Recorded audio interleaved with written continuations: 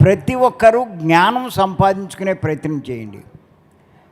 ఈ జ్ఞానం అన్నది ఇంకా ఎన్నో రకాలైనటువంటి లాభాలు మనకు కలగజేస్తుంది. ఎందుకంటే పత్రి గారు ఇంకో సందర్భంగా ఏమని చెప్పారంటే, నీలో కొద్దిపాటి దుఃఖం ఉన్నా నువ్వు అజ్ఞానంలో ఉన్నట్టే అన్నారు. అంటే ఎవరికి దుఃఖం కలుగుతున్నా వారు అజ్ఞానంలో ఉన్నట్టే. దీన్ని బట్టి మనకేమర్థమవుతుందంటే, ఎవరైతే దుఃఖం లేకుండా చేసుకుంటారో వాళ్ళు మరి ఎలా బయటపడతారు అంటే, దుఃఖం లేకుండా చేసుకోగలరు అంటే జ్ఞానం పొందినప్పుడే. జ్ఞానం పొందినప్పుడే అజ్ఞానం పోతుంది. అజ్ఞానంలో ఉన్నంతకాలం దుఃఖపడుతూనే ఉంటారు. అంచేత అక్కడ మనం చూసినా మనం దుఃఖం లేకుండా జీవించాలన్నా కూడా ఖచ్చితంగా జ్ఞానం సంపాదించుకోవాల్సిందే. ఇంకొక సందర్భంగా పత్రి గారు ఏం చెప్పారంటే, జ్ఞాని దుఃఖంలో కూడా ఆనందంగా జీవిస్తాడు అన్నారు ఆయన. ఎంత అద్భుతమైన మాటలండి పత్రి గారు చెప్పింది. అజ్ఞాని ఆనందంగా ఉండవలసిన సమయంలో కూడా దుఃఖపడుతూ ఉంటాడంట.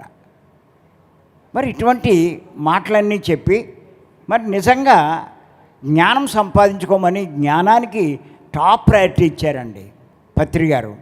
ఆ జ్ఞానం మీదే మేము కూడా ఎక్కువ దృష్టి పెట్టడం జరిగింది. ఎందుచేతనంటే పత్రి గారు లాక్డౌన్ టైంలో పిరమిడ్ వ్యాలీలో రోజుడిచి రోజు ఒక సందేశం ఇచ్చేవారు.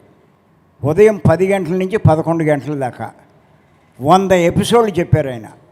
ఈ 100 ఎపిసోడ్లు నేను మా మేడం రాసుకున్నాం. అయిపోయిన తర్వాత అవన్నీ ఒక్కసారి చదువుకున్నాం, ఏం చెప్పారు ఈయనని.